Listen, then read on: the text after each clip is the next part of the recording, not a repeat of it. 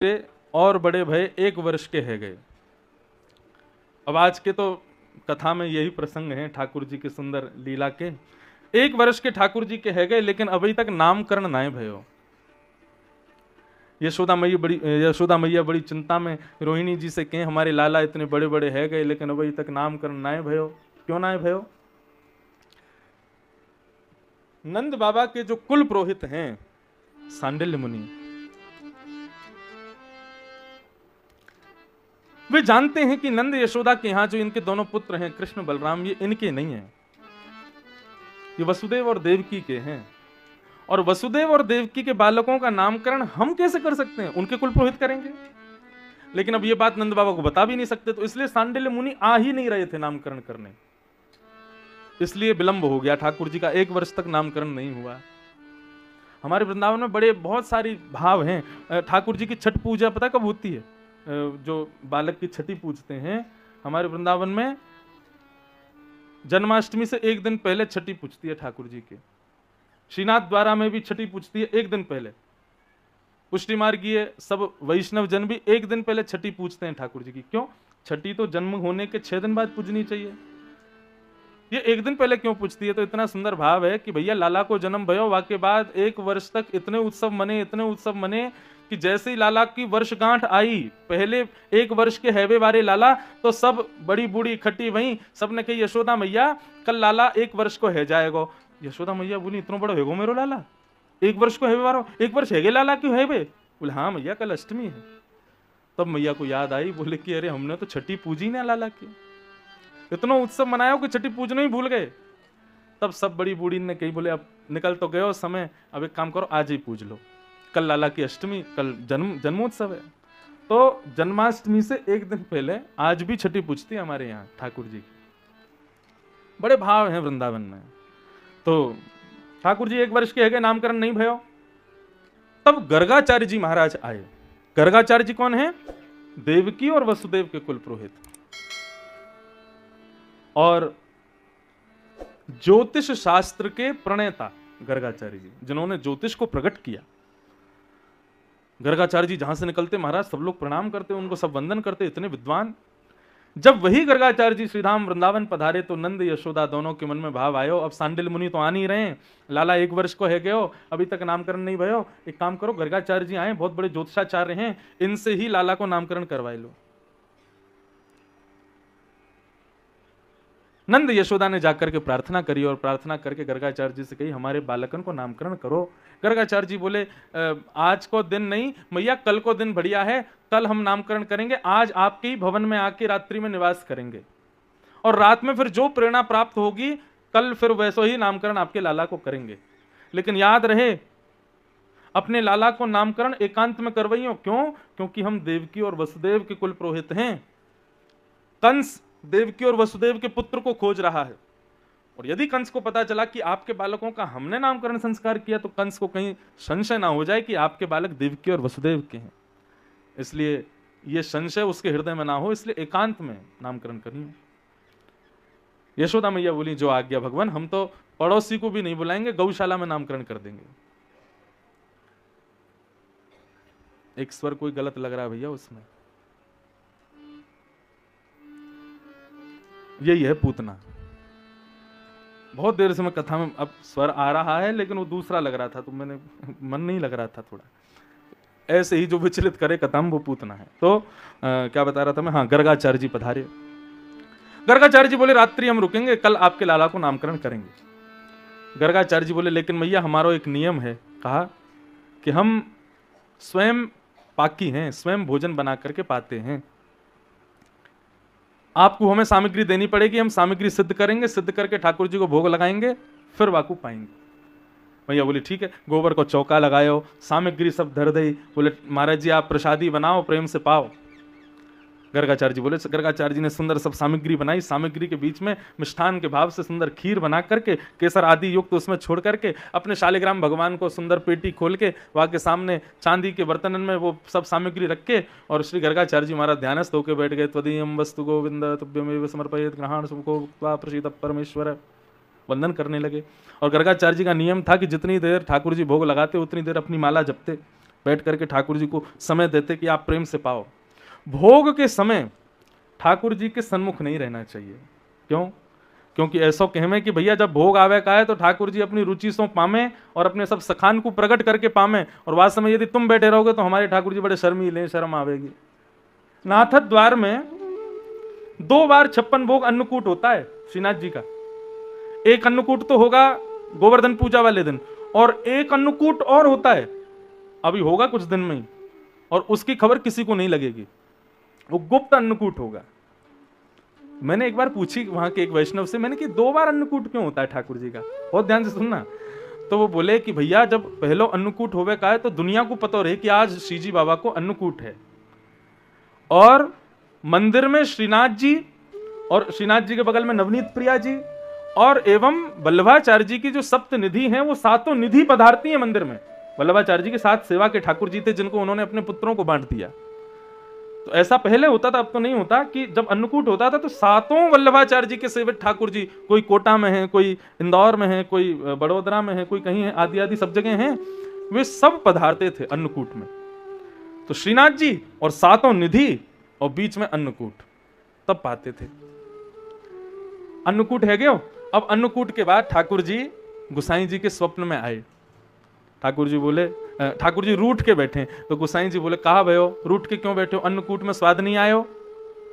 ठाकुर जी कहें, स्वाद तो बहुत आयो, पर इतनी सारी भीड़ बैठी मेरे अगल बगल में तो मुंह को शर्म आ रही पावे में, मैं प्रेम से पा नहीं पायो। मैं पा तो रहो लेकिन मुंह क्यों लग रही है, ये नहीं सोचा कितनो खारो है। तो यहाँ हमारे मैंने चुन चुन के खाया, अभी मेरा पेट भरो ना है। गुसाई जी बोले, कहा करें? बोले, एक ना गुप्त अन्नकूट रखो, और बगल में ही श्री वल्लभाचार्य जी के सेवित नवनीत प्रिया जी भी हैं। अच्छा, श्रीनाथ जी की बड़ी लीला अपरंपार है। श्रीनाथ जी को जितनी सामग्री भोग में आएगी उसकी दुगनी आएगी नवनीत प्रिया जी को, जबकि छोटे ठाकुर जी हैं। क्यों? बोले मान ही नहीं आए, यदि नए को कम कर दी तो बुरा मान जाएंगे। अच्छा वो बड़ो ठाकुर है, यही हमारे वाकू ज्यादा खवा रहे हो, मैं छोटा हूं, या हमारे मुंह को कम लाओ तो या हमारे वो बुरा नहीं मान जाए, दुगनों लेके जानो पड़े। तो ठाकुर जी कहें, गुसाई जी एक गोपनीय अन्नकूट रखो, और या गोपनीय अन्नकूट में नवनीत प्रिया को भी मत बुलाइयो, मैं अकेला भोग लगाऊंगा, तब मेरा पेट भरेगा। और श्रीनाथ जी में एक और होता है कि जब ठाकुर जी भोग लगाते हैं ना, तब अटारियों पर बैठ करके सहनाई बजाई जाती है, नगाड़े बजाए जाते हैं, तो पता चल जाती है ठाकुर जी भोग लगा रहे हैं। ठाकुर जी कहते हैं ये सहनाई नगाड़े वाले इनको कमरा में बंद करके बजवाई हो, ताकि कोई को पता नहीं चले कि मैं भोग लगा रहा हूं। क्यों? मुझको शर्म आवे कोई देखे तो या हमारे श्रीनाथ जी को एक गोपनीय अन्नकूट होवे। काहे को? बोले कि लाला को वो जो प्रचलित अन्नकूट भयो, वहां में लाला ने शर्म के मारे भोजन ही नहीं कियो। या हमारे एक गोपनीय किवाड़ बगाड़ बंद करके 56 भोग धर दिया जाए ठाकुर जी के आगे, और गुसाई जी भी चले जाए। बोले अब तो शर्म ना आवेगी? बोले हाँ, अब पेट भर के पाऊंगा मैं, अब मुझको आनंद आवेगा। तो ऐसे ही जब भोग धरते हैं ठाकुर जी के सामने, उस समय प्रयास करो कि कक्ष छोड़ के ही चले जाओ। क्यों? नहीं तो लाला भूखो सोवेगो, शर्म के मारे खावेगो ही ना, भोग लगावेगो ही ना।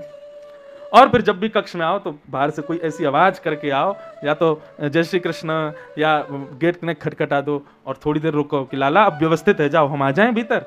लाल जी व्यवस्थित है तो सो ही जाओ। एक बार ठाकुर जी पकड़े गए हमारे वृंदावन में, अभी 5-10 साल पहले, राधा रमन जी में ठाकुर जी को भोग लग रहा था।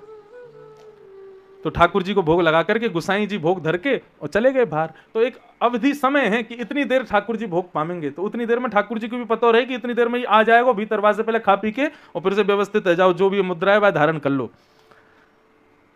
तो गुसाई जी, कोई गुसाई दूसरे गुसाई से बात कर रहे, बात करते करते करते उन्होंने घड़ी नहीं देखी कि अभी समय पूरा भयो ही ना है, और बिना समय पूर्ण हुए बात करते करते बिना कोई आवाज किए, बिना घंटी हिलाए, बिना जय श्री कृष्ण बोए, बिना ताली बजाए, बिना कोई स्वर के सीधे गर्भगृह में प्रवेश कर गए। अब जैसे ही प्रवेश किया सोई का भयो, ठाकुर जी के यहाँ से खीर की एक बूंद टपक रही नीचे की ओर, और गुसाई जी ने वो देख लिया, और देख करके ठाकुर जी की बलैया लई, पर कान पकड़े, बोले प्रभु क्षमा कर दो, हमसे अपराध है गयो कि हम बिना कोई स्वर किए भीतर आ गए, आपकी अवधि से पहले आ गए, लेकिन बढ़िया भयो आ गए, आज दिख तो गए, पकड़े तो गए, कैसे पाओ।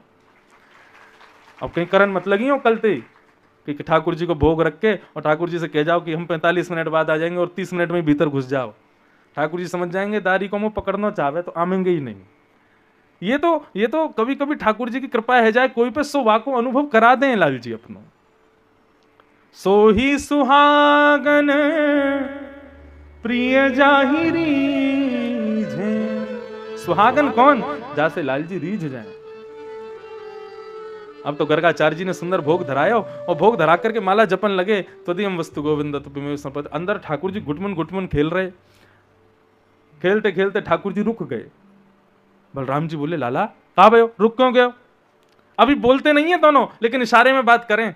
तब ठाकुर जी ने इशारों किया, बोले गर्गाचार्य आयो बाहर, ऐसो बढ़िया पकवान सब्जी सब बनाइए माने, और खीर तो बहुत ही जोर की बनाई है। तो बोले मेरे मुंह में पानी आ रहा हो बहुत जोर से। तो लाला कहा करेगा? बोले मेरा मन कर रो मैं जाके पा लाऊं। जाके प्रेम से पा। सोई ठाकुर जी घुटमुन घुटमुन चल के आए बाहर, और सुंदर सामग्री थाली की लगी भाई, वहां से खीर को पात्र उठायो और ठाकुर जी प्रेम से पाने लगे वहीं बैठ करके। इतने में ही गर्गाचार्य जी के नेत्र खुले, जय हो मेरे शालिग्राम भगवान। तभी प्रसाद का पात्र देखा, खीर तो है नहीं। तभी बगल में देखा तो थोड़ी दूर पे ठाकुर जी की नाक पे खीर, गाल पे खीर, मुंह पे खीर, हाथ पे खीर। और जैसे नन्नों से बालक जो पहली पहली बार बैठनो सीखे, वह स्थिति में ठाकुर जी बैठे हैं। गोल गोल गोल मटोल से पाम है, गोल मटोल से हाथ हैं, गोलू मोलू से ठाकुर जी, और प्रेम से खीर पा रहे हैं। दो दतुइयां दिख रही हैं। और जैसी गर्गाचार्य जी ने देखो तो उनको देख करके मुस्कुराने लगे, खिलखिल करके हंसने लगे। गर्गाचार्य जी थोड़े क्रोधी। यशोदा मैया को आवाज लगाई। यशोदा मैया दौड़ी दौड़ी आई। मैया से बोले, देख तेरे लाला ने कहा किया। बोले काहे को? बोले मैंने अपने शालिग्राम भगवान को भोग लगायो, वहां में खीर में सब में तुलसी पधराई, मैं आंख बंद करके माला जप रहा, तेरो लाला जन कहां ते आयो, आके देख पूरी खीर झूठी कर दी याने, मेरे लाला को भोग ही पूरा झूठो कर दियो, खा गयो पूरी खीर। यशोदा मैया बोली, बाबा बहुत बड़ी कृपा करिए मेरे लाला ने। बोले तुम या को कृपा कह रही हो, मेरे ठाकुर जी को भोग झूठा है, तुम कह रही हो कृपा भई है। बोले कृपा ये भाई कि यानी शालिग्राम नहीं खाए, नहीं ये तो गुलाब जामुन समझ के उनको ही खा जाए।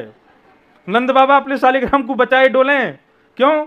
बोले जैसे ही नंद बाबा पूजा करके भगे जामे, सोई लाला दौड़ो दौड़ो आवे मंदिर में, ढूंढे शालिग्राम कहाँ है। क्यों? या को लगे ये गुलाब जामुन है। और एक दिन यानी देख लिए शहद में नहावे देवता, घी में नहावे, पंचामृत अभिषेक होवे या जय जय को, तो याकू लगे मीठो है गए होगो। एक दिन तो मोमी धर लिए यानी, वो तो नंद बाबा ने बचाए जैसे तैसे। नंद बाबा सेवा करके ताण पे धर के जामे, गोपाल जी कहीं खा नहीं जाए। तो बाबा ये तो मेरे लाला ने कृपा करी है तुम्हारे ऊपर की खीर खाई, नहीं तो शालिग्राम ही खा जाए। गर्गाचार्य जी बोले, मैं कहा करूं, मेरे ठाकुर जी को भोग नहीं लगो, अब दोबारा पूरी सामग्री बनानी पड़ेगी। मैया बोली, मैं लाला को अंदर कर आऊंगी, आप दोबारा सामग्री बनाओ। ठाकुर जी को भीतर बलराम के पास छोड़ आई। मैया ने आके फिर से गोबर को चौका लगायो, फिर से सब सामग्री दी। बोले बाबा फिर से बनाओ, पाओ। नई सामग्री बनाई सारी, और सब कुछ दोबारा से बना के अपने ठाकुर जी के सन्मुख रख के तुलसी पधरा के त्वदीयम वस्तु गोविंद, फिर से माला जपने बैठे। लाला भीतर खेलने लगे, खेलते खेलते फिर रुक गए। बलराम जी बोले, काहे गो लाला, अब काहे को रुक गो?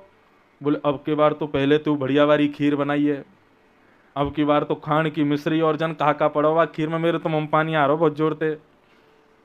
तो लाला खा ले फिर जाके। कैसे खाऊं? मैया तो शिकायत कर दे मेरी, मैया आके डांटेगी, फिर मुंह को पहले तो छोड़ दियो अब नहीं छोड़ेगी। अरे लाला कछु ना कहेगी, तू तो भक्त वत्सल है, तू तो शरणागत वत्सल है, कृपा करे अपने भक्तन पर, चल जा गर्गाचार्य पे ने कृपा कर।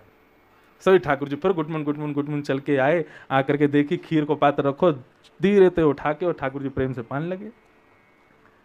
अब की बार जैसे ही गर्गाचार्य जी के नेत्र खुले और जैसे ही ये दृश्य देखा, गर्गाचार्य जी तो खड़े हो गए, ताम्रवर्ण हो गया गर्गाचार्य जी का। बोले यशोदा हम जा रहे हैं, तेरे लाला को नामकरण नहीं करेंगे। अरे हमारे ठाकुर जी ने कहा बिगाड़ो या को छोरा को, बार बार आके उनके भोगे झूठो कर जाए। बेचारे 2 दिन से भूखे प्यासे मेरे ठाकुर जी 56 भोग पावे के काजे बैठे हैं, लेकिन बार बार आके उनकी थाली झूठो कर दे, हमें नहीं रहना यहाँ पे, हम जा रहे हैं यहाँ से।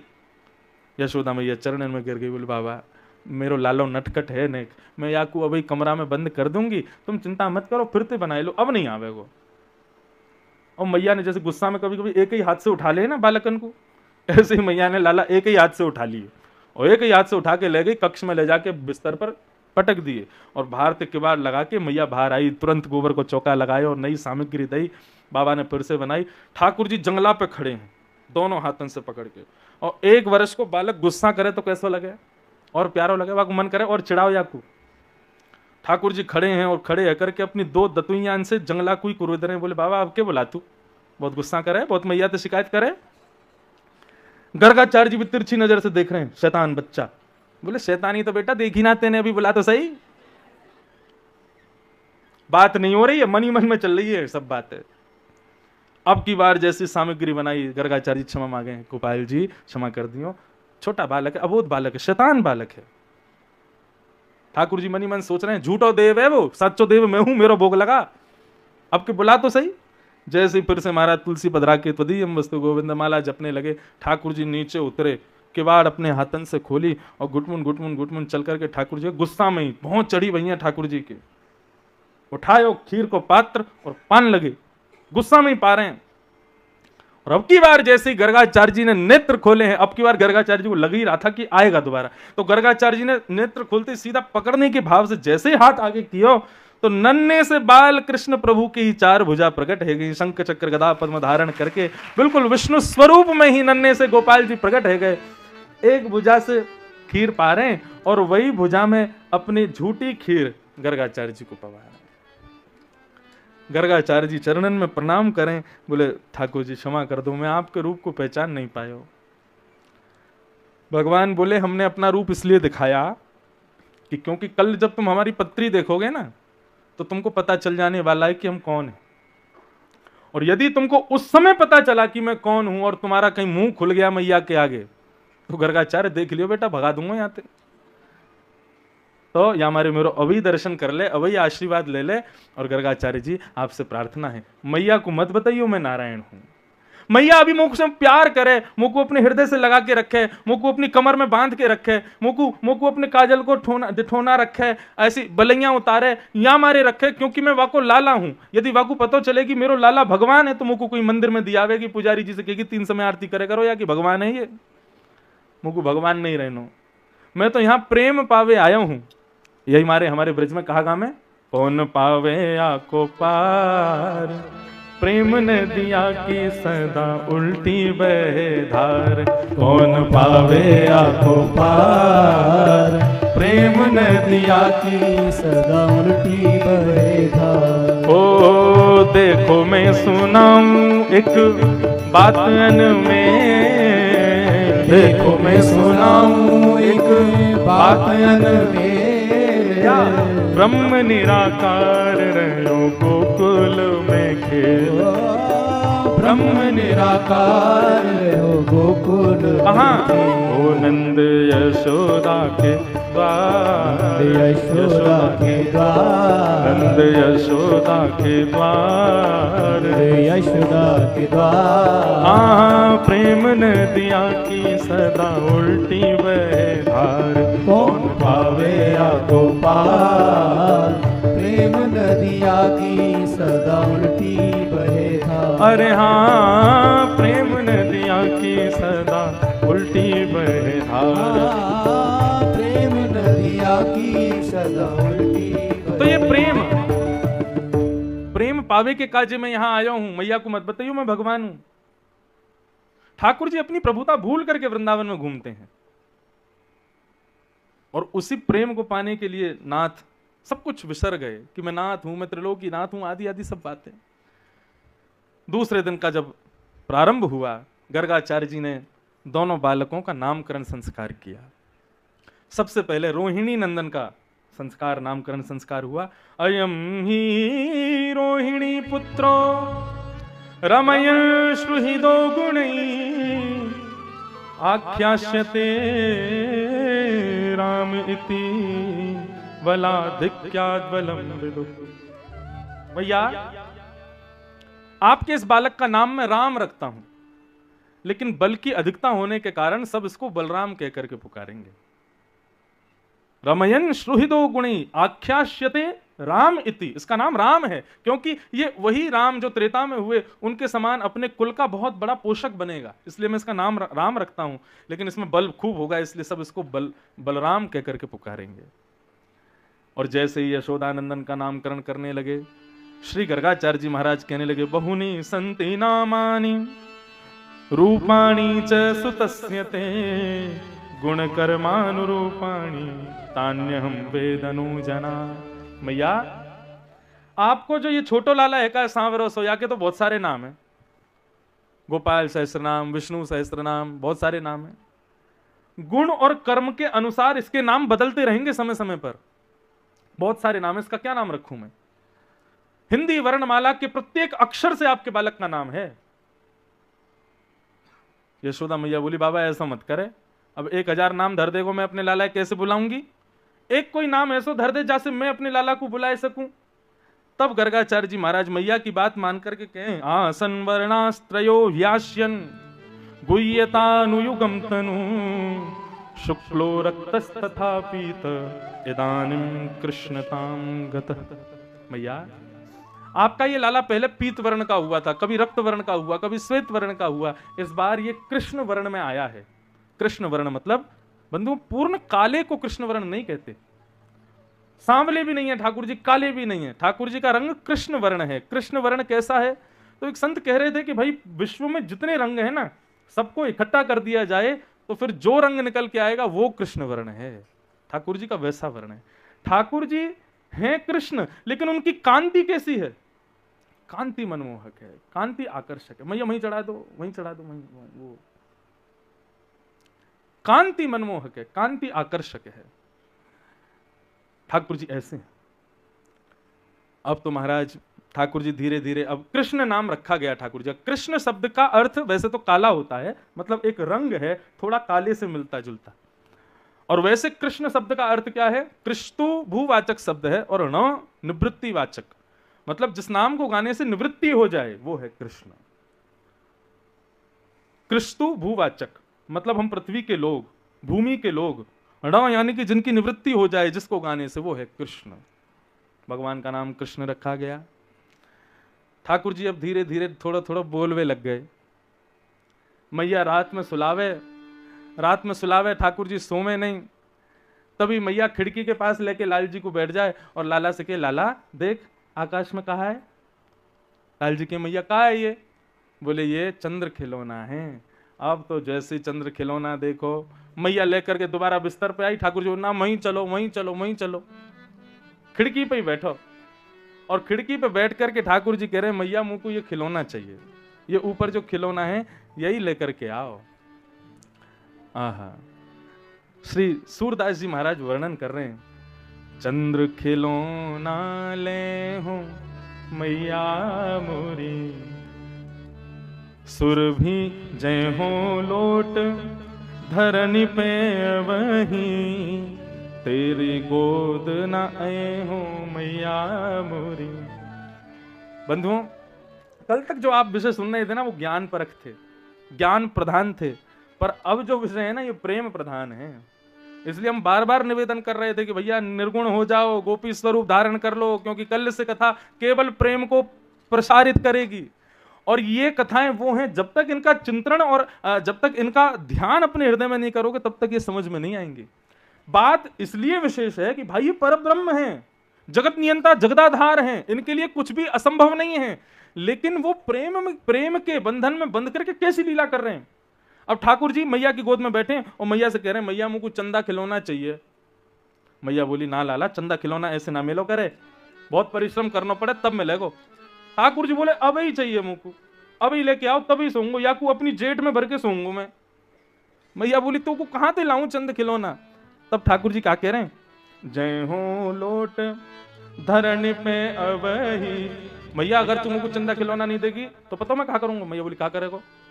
मैं अभी धरती पे लेट जाऊंगा और लेट के पूरी मिट्टी में अपने पूरे तन को ऐसे रगड़ दूंगा, तेरी गोद न आए हूं मैया मोरी। अच्छा, मैया को भी आनंद आ रहा है लाला से, लाला नेक्स्ट तोतली वाणी में बोल रहे हो। तो मैया बोली अच्छा जा गिर जा, मेरो कहा जाएगा, वैसे ही कारो है और नीचे जाके रेत में लेट जाएगा और रज तेरे मुख पे लग जाएगी और बुरा हो जाएगा। मोरो का मैं तो तू सजा धजा के रखूं, तेरे बारन ने कार के रखूं, तेरे मोर पंख लगा के रखूं और तेरे ऐसे काजल वाजल लगाऊं कि सब गोपी तो को देख के सिहाय करें, कभी बड़ा होएगा तो तेरा ब्याह हो जाएगा, लेकिन तू तो माने ही ना, जा लेट जा और बुरा हो जाएगा, कोई ना देखेगा फिर तो को। ठाकुर जी बोले या बात से तो काम नहीं बन रहे हो, दूसरों बहानो लगा। मैया मैं धरनी पर ना लेटूंगा, मैं दूसरों करूंगा कचू। बोले कहा करेगा? बोले सुरभि को पे पान न करी हो, बेनी सिर न गुथे हो मैया मोरी। मैया यदि तेने मुझ को चंदा खिलौना नहीं दियो तो फिर मैं गैया को दूध नहीं पीऊंगा, सुरभि को दूध नहीं पीऊंगा, और बेनी सिर न गुथे हो। ठाकुर जी कह रहे हैं मैं अपनी सिर की चोटी नहीं बनवाऊंगा, तो कंघी नहीं करवाऊंगा अपने बालन की। मैया बोली बिल्कुल मत पीवे, मोरो कहा जावेगो। तू दूध पीना बंद कर देगो तो वैसे तो कारो तो तू है ही है, दूध पीना बंद कर देगो तो पत्थर पूछ रहा पत्थरों से है जाएगो, और जैसे ही पत्थरों से है जाएगो फिर तू कह रहा तू मुँह सिर भी नहीं गुथवावेगो तो एक दिन जुआ पड़ जाएंगी तेरे बारन में, एक दिन तू को घसीट के ले जाएंगी यमुना जी में, मत करे मेरो कहा जावे। ठाकुर जी बोले या से भी काम नहीं बन रहे हो, दूसरी बात बोलो। तब ठाकुर जी तीसरी बात कह रहे हैं, मैया तू मेरी बात सुन ले, चंदा खिलौना देगी? बोले ना दे रही। तो मैं हूं पूत मैं नंद बाबा को, तेरो सुत ना कहे हूं मैया मोरी। कल ही जाऊंगा अब सवेरे और सवेरे गोकुल में हल्ला मचा के आऊंगा कि आज के बाद मोते कोई यशोदानंदन मत कहियो। क्यों? मैं यशोदा को लाला हूं ही ना, मैं तो नंद बाबा को लाला हूं, तेरो लाला ना हूं मैया मैं, और यदि तुमको लाला बनाना चाहे तो ले क्या चंदा। अब तो जैसी ठाकुर जी ने ऐसी बात कही कि मैया मैं तेरो लाला ना हूं, तो मैया कुछ नेक थोड़ो सो एक घबराहट सी भई हृदय में कि लाला ऐसी बात मत करे। और फिर आगे लाला को मैया कह रही है आगे आओ बात सुन मोरी। लाला लेकिन यहाँ पे एक बात तो सो कहनी है। ठाकुर जी बोले मैं ना यार हो, बोले ऐसी बात है जो बलराम को नहीं पता चलनी चाहिए, बलदेव ना कहे हो। अब जैसे ही सुनी कि बलराम को नहीं बतानी है, सोई ठाकुर जी बोले फिर तो कोई जरूरी बात है, जल्दी चलो। सोई मैया गोद में जाके बैठ के मैया बता जल्दी बता कहा बात है। तब मैया कह रही हैं हंस समझाए कहती यशोदा, अरे तू लाला कहाँ मांगे मुझे चंदा चाहिए चंदा चाहिए चंदा चाहिए, या चंदा के पीछे काय को पड़ो है। मैं तुमको एक बात कहूं, बलराम से तो नहीं कहो, नहीं कहूंगा जल्दी बता। तो को नई दुल्हनिया दे हूं लाला मेरे। अरे तू यार चंदा की बात करे, मैं तो तुमको दुल्हन लेके आऊंगी, और सुन बलराम तो मत कहियो गुपचुप ले आऊंगी तेरे काजे। अब तो ठाकुर जी के मन में आ गई दुल्हन लेके आएगी मैया? बोले हाँ दुल्हन लेके आऊंगी। अब तो ठाकुर जी बोले तेरी सौगंध मैया, मेरी सुन मैया, मेरी बात सुना भाई तू। सोई ठाकुर जी उतर के खड़े हो और बिल्कुल गंभीर स्थिति में आके कहा बोल रहे हैं अब ही ब्याहे जय हूं, अब ही ब्याहे जाऊंगा, अब ही मेरो ब्याह करा, मुंह को लेके जा, अब ही मेरो ब्याह करवा के ला मैया मोरी। सूरदास जी इस भाव को गाते गाते रुदन करने लगे। सूरदास हैं कुटिल बराती, गीत सुमंगल गए हों। सूरदास जी नाचने लगे गाते गाते। बोले कहा भयो? बोले नेक्स्ट से 1 वर्ष को लाला ब्याह के काज जिद कर रहा है और बराती बन के हम जामेंगे सूरदास सभा में। ऐसे नंद के लाला, बोले नंद के लाला की। और ऐसे कभी चंदा चाहिए कभी दुल्हन चाहिए। मैया बोले लाला कैसी दुल्हन चाहिए? बोले मैया जब मैं गैया चरावे लग जाऊं ना तब दुल्हन लेके आइयो, और ऐसी दुल्हन लेके आइयो कि मैं अपनी जेब में धर के गैया चरावे जाए करूं, और जब जब मन होए करे भाई नकार के बाद से बात कर ले करूं, फिर वाकू जेब में धर ले करूं। ऐसी बात करे तोतले मुख से ठाकुर जी, वाकू सुनकर के यशोदा मैया और ममत्व से उमड़ करके अपने लाला को हृदय से लगावे। लेकिन यहाँ तो यशोदा और ठाकुर जी को प्रेम बढ़ रहे हो है, लेकिन आकाश में जो जानते हैं देवता की साक्षात नारायण है वो इस लीला को देख कर रुदन करते हैं, और सब ठाकुर जी को प्रणाम नहीं करते, सब यशोदा जी को प्रणाम करते हैं। मैया तुको तेरे तो चरण रज को भर करके अपने माथिन पर लगाना चाहिए। क्यों? जाके भय के कारण तीनों लोग थर थर कांपे। वो लाला तेरे भय के मारे तेरे आगे इतनी सुंदर सुंदर लीला कर रहा है। अरे बलि के 3 लोग नापवे के काजे, जो विराट रूप में आके 2 पैरन से 3 लोगन को नाप लेवे, वो यशोदा मैया की देहली पार ना कर पावे।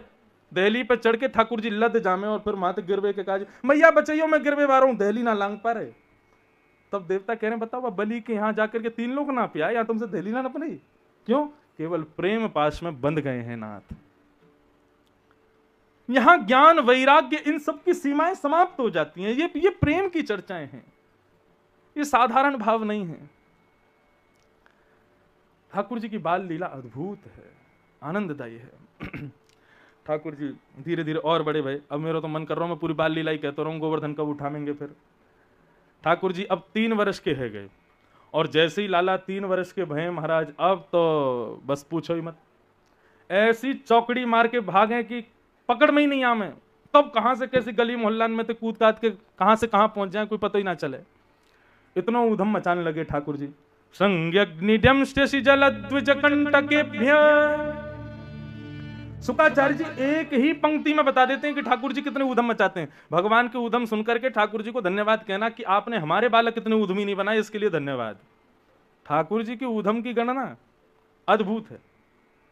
कैसे कैसे ऊधम मचा में, बोले गैयान के सींगन से लटक जाएंगे और फिर सींगन को जोर जोर से खींचें, गैया दौड़े भागे तो महाराज चिल्लाएंगे मैया बचाइयो बचाइयो बचाइयो, फिर जाके गोबर में कूद जाएं, जल में जाके क्रीड़ा करें, अग्नि से क्रीड़ा करें, गोकुल के ब्राह्मणन को भोजन को न्योता दे के पागल बना जाएं, सबरे ब्राह्मण घर पे इकट्ठे हो जाएं, मैया बेचारी भोजन बनावे में लग जाए कि कौन लाला निमंत्रण दिया है सबन ने, बेमतलब में ऐसो ऐसो ऊधम मचा में। लेकिन अब स्थिति क्या हुई कि ठाकुर जी के रूप लावण्य को जब गोपियां देखती हैं, अभी 3 वर्ष के, बस 3.5 वर्ष के, तो गोपियां मानो जैसे स्तब्ध हो जाती हैं, रुक जाती हैं उनको देख करके। और तभी उनको अपने पूर्व जन्म की स्मृति होती है कि हम कोई साधारण गोपी नहीं है, हम सब राम जन्म में, जब ठाकुर जी का राम अवतार हुआ था त्रेता युग में, उस समय पर दंडकारण्य वन के हम सब संत हैं। हम सबको राम जी ने सौभाग्य दिया था कि तुम सब द्वापर में गोपी बनकर के आओगे और मेरे स्वरूप को देख करके तुम्हें अपने पूर्व जन्म की स्मृति होगी और तब मैं तुम्हारे साथ रास विहार करूंगा एक समय आने पर।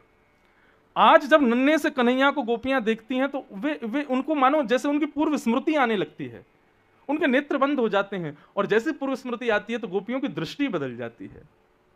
अब तो वो ठाकुर जी को देखने के बहाने ढूंढती हैं कि इनको कैसे देखें हम। देखे बिन कान्हा जब मन नाही माना, इन आंखों से आज हमने ब्रह्म पहचाना है, कृष्ण चरण कमलों में मन को लगाना, इन गोपियों का ताना ये उल्हाना तो बहाना है। और गोपियां क्या करती हैं, आपस में झुंड बनाती हैं और झुंड बना करके एक दूसरे से पूछती हैं तेने कन्हैया देखो, बोले मैंने तो 1 हफ्ता ते ना देखो, दूसरी कहते तेने देखो, बोले मैंने तो 1 महीना ते ना देखो। ऐसे आपस में सब बात करती हैं। तब सब गोपी कहती हैं कहा करें, कैसे देखें कान्हा को। तो सब गोपी कहें कि भैया एक काम करो, झूठी झूठी शिकायत बनाओ और उन झूठी झूठी शिकायतन ने जाके मैया से कर दो। मैया को जब गुस्सा आवेगा तो मैया डांटवे के काजे लाला को बुलावेगी, सोई कन्हैया दिख जाएंगे। गोपी बोली हाँ ये बात ठीक है। अब तो सारी गोपियों का झुंड पहुंच गया और जाकर के यशोदा मैया को घेर लिया और यशोदा मैया से कह रहे मैया या तो अपने लाला को समझा लो, नहीं तो काउ दिन हम हाथ लगा देंगे या को। सब गोपियों की बात सुन रही हैं मैया। गोपियां कह रही मैया तुम्हारो लाला बहुत उदम मचावे। मैया बोली कहा क्यों मेरे लाला ने। तब गोपियां कहती हैं वत्सान मुंचन क्वचित समय क्रोश संजात हास। एक गोपी कहती है बोले तुम्हारो लाला दूध निकालवे को समय होवे जब हमारो, वहां से पहले हमारी गैया के बछड़ा बछियान को खोल के भाग जाए, तो बछड़ा बछिया सबरो दूध पी जाए, हमें मिले ही ना, हम निकाल ही ना पावे। तुम्हारो लाला ऐसा उदम मचावे। मैया बोरी मेरो लाला हितैषी है, वाकू यूं लगे कि भैया बछड़ा बछिया भूखे रह गए होंगे या हमारे उनको दूध पिवा जाए या हमारे तुम शिकायत करवे आई हो मेरे पास। तब दूसरी गोपी कहे बोले ये नहीं, कुछ और गंभीर आरोप लगाओ। तब दूसरी गोपी कहे स्तेयम स्वादधिपय कल्पित स्तेय योगई। मैया तुम्हारो लाला चोरी करे। काय की चोरी। बोले काय की चोरी करे। बोले दधिपय, दही की, दूध की, मक्खन की, इनकी चोरी करे तुम्हारो लाला। मैया बोली कैसी बात कर रही हो तुम, 9 लाख गैया हैं हमारे यहाँ, ना दूध की कमी, ना दही की, ना घी की, ना मक्खन की, तुम्हारे घर का को जाएगा चोरी करवे। अरे इतना सब कुछ हमारे घर में है और फिर तुम वापस चोरी को आरोप लगा रही हो और ये कह के कि वो दही दूध की चोरी करे। वाह घर को छोड़ के जहां पे गऊ के भंडार है महाराज, घी को कुआ है नंद भवन में, वाह घर को छोड़ के लाला तुम्हारे यहाँ आवे को चोरी करवे। झूठ बोल रही हो तुम। बोलो मैया हम सच्ची कह रही हैं, सौगंध खा के तुम्हारो लाला चोरी करे और अकेलो चोरी ना करे, या की पूरी मंडली है, बाल गोपाल चौर प्रचार प्रसार मंडल, और वहां को अध्यक्ष तुम्हारो लाला है 3.5 वर्ष को। 3 वर्ष के, 4 वर्ष के, 7 वर्ष के बालक वहां में सबरे पदाधिकारी हैं। और जैसे ही कोई नयो बालक गोकुल में जन्म ले, सोई ये मधुमंगल जाके लाला को बता दे लाला हमारी या मंडली को नयो पदाधिकारी को जन्म भयो, 2 साल बाद वहां को भी रजिस्ट्रेशन कर लेंगे। बहुत उद्यमी है तुम्हारो लाला। और केवल मानवन की फौज चलती हो ऐसा ना है। मरकान भोक्षण विभजति सचेन नात्री भांडम भिनत्ति। तुम्हारो लाला ग्राउंड फोर्स और एयर फोर्स दोनों लेके चले। क्यों? ग्राउंड फोर्स पे तो नीचे सब ग्वाल बाल दौड़े और एयर फोर्स बोले एक दूसरे की छत्तन पे कूदते भाई बंदर और चले संग में। और वो बंदर ही कू कू करके बता दें, देख वहां गोपी ने छींका पे मटकी पे मक्खन लगा रखा, लाल जी वहीं चलो।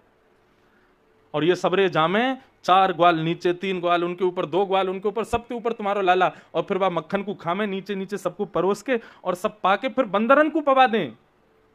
मैया कभी कभी हमारी हंडी इतनी बड़ी हो में कि मक्खन बच जाए तो इतनी दया ना करें हम पे कि बाद मक्खन को छोड़ के चलो जाएगा। नात्री भांडम भिनत्ती, वह मटकी को फोड़ जाए और जितना मक्खन नीचे गिर जाए वह को चौका लगाया जाए, ताकि जैसी गोपी आवेगी भीतर, तो भीतर पैर रखते ही महाराज राजधानी एक्सप्रेस चलेगी सीधी, फिसलती भाई भीतर जावे, वहां के सिर टूट जाए, कोनी फूट जाए, इतनी चोट लग जाए, ऐसा उधम मचावे तुम्हारो लाला। अब मैया शांति से गंभीरता से सुनने लगी। गोपियां बोली इसी को ही बढ़ाते चलो, इसी बात में कुछ ना कुछ बना करके बोलते जाओ, मैया कभी तो बुलावेगी लाला को। अब गोपियां सब बना के कह रही हैं कि हमारे यहाँ कैसे चोरी करी। एक गोपी बोली मेरे पति को जन्मदिन में पंजीरी भूज रही, तुम्हारो लाला जाने कौन सी गली ते आ गयो और आके मोते बोलो टेढ़ी सी अदाते, भाभी जी क्या कर रही हो। मैंने कि लाला आज तेरे भैया को जन्मदिन है, सत्यनारायण भगवान की पूजा है, या हमारे पंजीरी भूज रही हूं, तू भी आ जाइयो पंजीरी खावे। तो टेढ़ो सम होकर के बोले ये सत्यनारायण कौन है। तो मैंने कि सत्यनारायण जय जय जय जय। सो मोते बोलो असली जय जय तो हम ही, सत्यनारायण की सेवा मत करो, भाभी तुम मुंह को प्रणाम कर लो, मैं यहाँ आशीर्वाद दे दूंगा। तो मैंने ने क्यों कह दी मोह धोबा आवे ना है जय जय बने चल। तो मैंने ने हल्को से ऐसे ने थप्पड़ धर दियो। सोई मोते बोले भाभी तेने असली जय जय को अपमान किया है, भुगतना पड़ेगा तो को। मैंने कि चल जा ना धो क्या भग जाए आते। तो जन कहां थे कुत्ता के 2 पिल्लन ने उठा लायो और मेरे सत्यनारायण भगवान के सिंहासन पर जाके बैठा दिए। और जाते जाते मोते बोलो भाभी ने देख लियो अपने सत्यनारायण जय जय को क्या कर रहा है। मैं दौड़ के भागी तो देखी परमानंद दास को ठाकुर लायो पिल्ला घेर, ऐसा उधम मचावे तुम्हारो लाला। मैया बोली तुम सच बोल रही हो। बोलो और नहीं तो मैया तेरी सो झूठ ना बोल रही। एक गोपी बोली मेरे संग जो भयो वैसा तो कोई के संग नहीं भयो होगा। कहा भयो। तब गोपी कहती है मेहनादीनी वास्तव। क्या हुआ तुम्हारे यहाँ।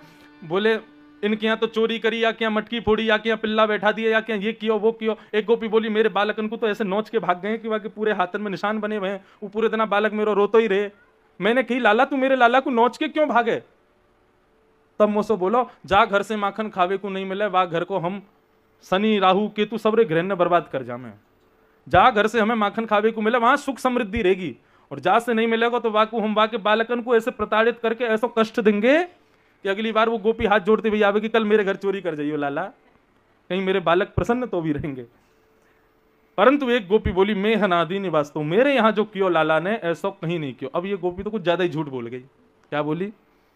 बोलो मैया मेरे यहाँ तो जा चूल्हे पे भोजन करे, भोजन बने सवेरे सवेरे भोर में, मेरे यहाँ चोरी नहीं कर पाया तुम्हारो लाला। मैंने छीके पे अंधेरे में और बड़ी व्यवस्थान के संग में मटकी रखी, तुम्हारो लाला चोरी नहीं कर पायो। तो चोरी ना कर पाने के चक्कर में ये बदलो लेवे। सबन के यहाँ कछू कछू करे, लेकिन मेरे यहाँ कहा क्यों जा चूल्हे पे भोजन बने। सवेरे भोर में जब हम सब सो रहे ऐसे समय में आयो बंदरन की सेना लेकर के, और अपनी धोती वोती खोल खाल के बाद चूल्हा पे बैठ के सब कर गयो, और खुद तो करके गयो बंदरन से कहो तुम कर दो। हमारे घर रोटी नहीं बनी बादना, तुम्हारे लाला ने ऐसा उधम मचाया। मैं हनादी निवास। अब ये गोपियां ऐसा कुछ किया थोड़ी है ठाकुर जी ने, गोपियां झूठ बोल रही हैं। वही बात है ना, देखे बिन कान्हा जब मन ना ही माना, इन आंखों से आज हमने ब्रह्म पहचाना है, कृष्ण चरण कमलों में मन को लगाना, इन गोपियों का ताना ये उल्हाना तो बहाना है। किसका बहाना। कृष्ण दर्शन का बहाना। जैसे ही एक मैया ने कही कि मेहनादी ने वास्तव, मैया को आई गुस्सा। बोले सच में लाला ने ऐसा क्यों। बोले हाँ मैया ऐसा ही क्यों। मैया ने आवाज लगाई कन्हैया ओ लाला जल्दी आ। सवेरे सवेरे को समय ठाकुर जी भी पलना में सोए, रात में मैया ने काजल लगायो। आज असमय में मैया की आवाज सुन के लाला पौड़े भय उठ गए। उठते ही ठाकुर जी ने अपनी आंख मीड़ ली, पूरा काजल मुखमंडल पे फैल गयो। बिल्कुल जगन्नाथ जी जैसी आंख है कहीं ठाकुर जी की। छोटे छोटे चरण हैं, छोटे छोटे हाथ हैं, छोटो सा पेट है, छोटो सा मुखमंडल है। ठाकुर जी उधरे भय बालन में। अभी भोर सुबह सुबह उठ करके चल करके मैया के पास आए। अब सुबह जब बालक उठता है ना, उसको केवल अपनी मैया चाहिए और कोई नहीं चाहिए, सुबह सुबह। और ऐसी स्थिति में ठाकुर जी ने देखा इतनी सारी गोपियां खड़ी हैं, तो ठाकुर जी जाकर के मैया के पल्लू में छुप गए, और गोपियां सब तिरछी नजर से देख रही हैं, नेक झलक तो दिखे श्याम सुंदर की। मैया ने इतने में ही लाला पकड़ करके जैसे ही आगे कियो, सब गोपी ने लाला को देख लियो, देख करके आनंदित हो गई। मैया डांटन लगी लाला को, इतने में ही गोपियों ने हाथ जोड़ दिए, मैया कोई बात ना है, अब जो भी बात थी आप सब भूल जाओ, लाला को डांटो मत, कोई बात ना है, लाला को अपनो घर है, आके चोरी करे, शैतानी करे, कछु करे, हमें कोई आपत्ति ना है। या भाव से समस्त गोपांगनाएं ठाकुर जी का दर्शन करती हैं। बंधुओं, गोपियां कहती हैं अक्षणवताम फलमिदम न परम विनाम। यदि किसी व्यक्ति ने जीवन में आंखों से विशाल पहाड़ों को देखा है, समुद्रों को देखा है, वन को देखा है, नदियों को देखा है, संसार को देखा, लेकिन इन आंखों से कभी श्याम सुंदर को नहीं देखा, तो वास्तव में उसने कुछ भी नहीं देखा है। अरे प्रण ले लो आज ही, ये आंखें मिली हैं, मरने से पहले, मृत्यु से पहले एक बार तो श्याम सुंदर को इन सचल नेत्रों से देखना है। सूरदास जी महाराज गाते हैं, सूरदास जी से कोई जाके कहता, सूरदास जी आप तो नेत्रहीन हो, आपके पास तो आंख ही नहीं है, तो फिर आप श्याम सुंदर को इतना भजते क्यों हो? सूरदास जी बहुत अच्छा तर्क देते। सूरदास जी बोलते, भगवान ने सबको नेत्र दिए, पता है क्यों? ताकि तुम खुद देख करके जहां पर गड्ढा हो, जहां पर ऊंचाई हो, अपने आप को संभाल के चलो। लेकिन मुझे नेत्र नहीं दिए, क्योंकि मेरी उंगली पकड़ के तो स्वयं श्याम सुंदर चलते हैं, जहां गड्ढा होवे मुंह को बचा लें, जहां ऊंचाई होवे मुंह को धल लें। तुम लोगन को तो नेत्र देख के तुम्हारी जिम्मेवारी तुम्हारे नेत्रन को दी है, लेकिन मेरी जिम्मेवारी श्याम सुंदर ने रखी, हमारे मुंह को नेत्रहीन बनाया है। इतना दृढ़ विश्वास सूरदास जी का। सूरदास जी कहते हैं मुझे नेत्र क्यों नहीं दिए? क्योंकि मैं संसार नहीं देखना चाहता। देखो चाहत कमल नयन को, देखो चाहत कमल नयन को, निस दिन रहत उदासी, निस दिन रहत उदासी, निस दिन रहत उदासी, अखियां हरि दर्शन की प्यासी, प्यासी हरि दर्शन की प्यासी, अखियां हरि दर्शन की प्यासी। बंधुओं, एक बार को मैं भजन गाऊं तो मत गाना, संग में कीर्तन गाऊं मत गाना, लेकिन जब ये पद गवे ना अष्ट सखाओं के, तो इनको छोड़ना मत। अब तो शुरुआत हुई है, अभी तो देखना कितने अच्छे अच्छे पद गवेंगे कथाओं में, कल तो पूरी झरी लगेगी। लेकिन शर्त आपको वादा ये करना है कि संग गाओगे, क्योंकि ये वो पद हैं जिनको सुन के मानव नहीं रीझता, इन पदों को सुन के श्याम सुंदर रीझते हैं। ठाकुर जी के रोए खड़े होते हैं, ठाकुर जी नृत्य करने लगते हैं। सूरदास जब एकांत में बैठ के इसी पद को, इस प्रकार के पदों को गाते हैं, ठाकुर जी मंदिर बंद करके आते हैं और बैठ करके ऐसे थोड़ी पे हाथ रख करके सूरदास के पद को सुनते हैं। व्यक्ति को संस्कृत नहीं आती, श्लोक नहीं आते, नियम पूजन नहीं आता, कोई बात नहीं, ये पद बहुत सरल है, हिंदी में है, ब्रजभाषा में। इन पदों को याद करो और अपने ठाकुर जी को नित्य सुनाओ, अनुभव होगा आपको नाथ का। साथ में गाओ मेरे, हरि दर्शन की प्यासी, अखियां हरि दर्शन की प्यासी, हरि दर्शन की प्यासी, अखियां हरि दर्शन की प्यासी। ओ देखो चाहत कमल नयन को, देखो चाहत कमल नयन को, देखो चाहत कमल नयन को, देखो चाहत कमल नयन को, निस दिन रहत उदासी, हो निस दिन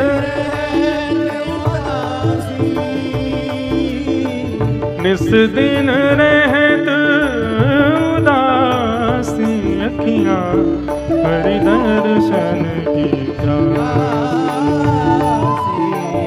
हरि दर्शन की प्यासी, अखियां हरि दर्शन। श्री गोवर्धन नाथ की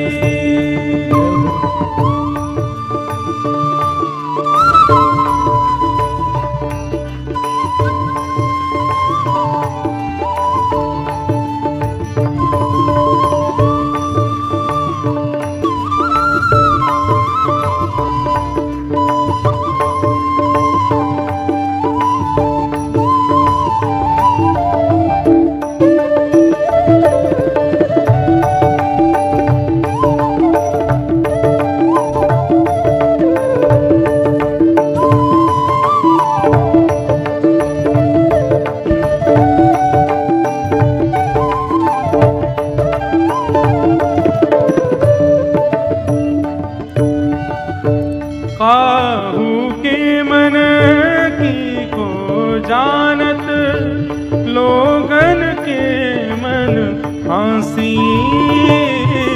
काहू के मन की को जानत, लोगन के मन फांसी। ओ काहू के मन की को जानत, लोगन के मन फांसी। काहू के मन की को जानत, लोगन के मन फांसी। सूरदास प्रभु तुमरे दर्श बिन, सूरदास प्रभु तुमरे दर्श बिन, सूरदास प्रभु तुमरे दर्श बिन, सूरदास प्रभु तुमरे दर्श बिन। ले हो करवट काशी अखियां, हरि दर्शन की प्यासी। हरि दर्शन की प्यासी अखियां, हरि दर्शन की प्यासी। हरि दर्शन की प्यासी अखियां, हरि दर्शन की प्यासी। हरि दर्शन की प्यासी अखियां, हरि दर्शन की प्यासी।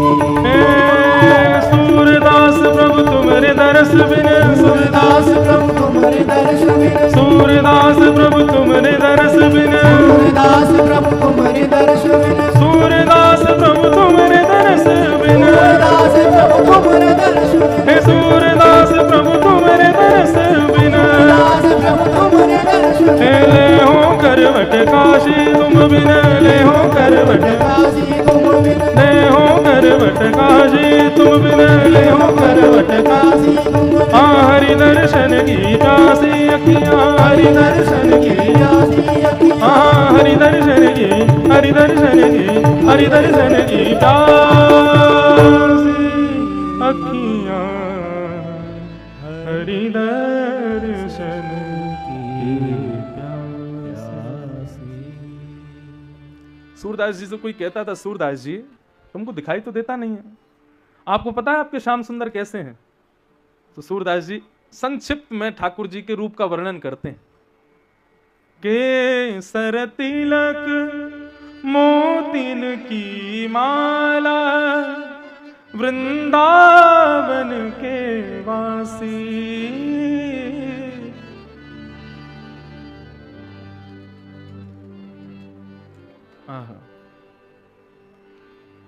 नेह लगाए त्याग गए तृण शम, डार गए गल पासी अखियां, हरि दर्शन की प्यासी।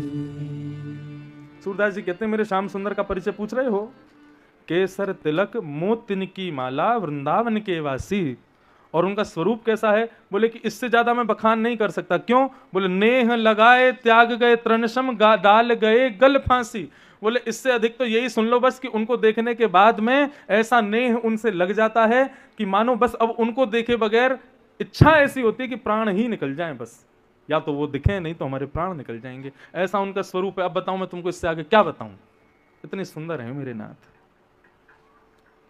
ऐसे श्याम सुंदर को देखने के लिए गोपियां बहाने बना करके जाती हैं, और गोपियां खुद कहती हैं वेणु गीत में श्रीमद् भागवत में कि भैया अगर ऐसे श्याम सुंदर को नहीं देखा तो तुमने आंखों से कुछ देखा ही नहीं। और बल्कि ये कह देती हैं कि आंख पाने का तुमको साफल्य हुआ ही नहीं। आंख प्राप्त करके सब देखा लेकिन श्याम सुंदर को नहीं देखा तो तुमने कुछ नहीं देखा। इस प्रकार भगवान के बाल लीलाओं का वर्णन। ठाकुर जी एक दिन ऊधम मचाते हुए सारे मटकियां फोड़ देते हैं गौ रस की, तो मैया क्रोध में आकर के ठाकुर जी को ऊखल से बांध देती है। ठाकुर जी पहले तो बंधे ही नहीं, लेकिन फिर अंत में देखा मैया बेचारी थक गई, हार गई, तो फिर मैया से बंध गए। और बंद करके ठाकुर जी ने मानो हम सबको ये बताया कि मैं सबको बांधता हूं संसार में, लेकिन मुझे बांधने की सामर्थ्य केवल और केवल यशोदा मैया जैसी भावना रखने वाले वैष्णवों में है, और मुझे कोई नहीं बांध सकता। मैं किसी के बंधन में नहीं बंध सकता, मैं परमात्मा हूं। लेकिन ऐसी अहेतु की भक्ति जो मेरे प्रति करते हैं, मैं उनके बंधन में बंध भी जाता हूं। कभी कभी हमारे ठाकुर जी पोशाक नहीं पहनते, कभी कभी हमारे ठाकुर जी श्रृंगार बढ़िया से नहीं कराते हैं, तो फिर हम इनको बुरा सा बना के बैठा देते हैं और बैठा के बोलते हैं अब बने रहो बुरे। और मैंने कि अब लोग दर्शन करने आएंगे, तुमको देख करके फिर तुम्हारी हंसी उड़ाएंगे, देखो माला कहीं जा रही है, कान के कुंडल कहीं गिर रहे हैं, मुकुट कहीं ऐसा हो रहा है, उठ पटांग सब श्रृंगार आपने करवा लिया है, अब ऐसे ही बैठे रहो बुरे से बन के। और ये कह देता हूं, फिर थोड़ी देर घूम घाम के आऊंगा, मैंने कि एक बार और प्रयास कर रहा हूं, या तो तैयार हो जाओ, नहीं तो ऐसी बुरा बुरा बना के तुमको बैठा दूंगा। और जब ऐसा बुरा बुरा बोल के जब उनको दोबारा श्रृंगार करते हैं तो फिर बढ़िया सज जाते हैं। इसका मतलब क्या है? ठाकुर जी केवल अपने अर्चक के, अपने वैष्णवों के अधीन रहते हैं, वो जैसा कहते हैं वैसा कर लेते हैं ठाकुर जी। तो भगवान उखल से बंध गए। उखल से जब बंधे तो दो वृक्ष जो नलकूवर मणिग्रीव कुबेर के दो पुत्र वृक्ष बनकर के खड़े हैं नंद ग्रह में, ठाकुर जी उनके बीच से उखल के साथ खिसकते हुए आने लगे। जैसे उनके मध्य से निकले तो दोनों स्पर्श करते ही वृक्ष गिर गए और उनमें से कुबेर के पुत्र प्रकट हो गए। प्रकट होकर के भगवान के चरणों में प्रणाम करने लगे और प्रणाम करके उन्होंने भगवान की स्तुति गाई। वाणी गुणानुकथने श्रवणो कथाया हस्तौ च कर्मसु मनस्तव पादयोर्न स्मृत्यां शिरस्तव जगत निवास जगत प्रणामे दृष्टि सतां दर्शनस्तु भवत्तनूना। प्रार्थना करते हुए कहने लगे, हे भगवान, हमारी प्रत्येक इंद्रिय आपके अंग सेवा में लग जाए, ऐसी कृपा कर दो। भगवान ने उन पर कृपा की और दोनों वहां से प्रस्थान कर गए। वृक्षों की गिरने की आवाज हुई, नंद बाबा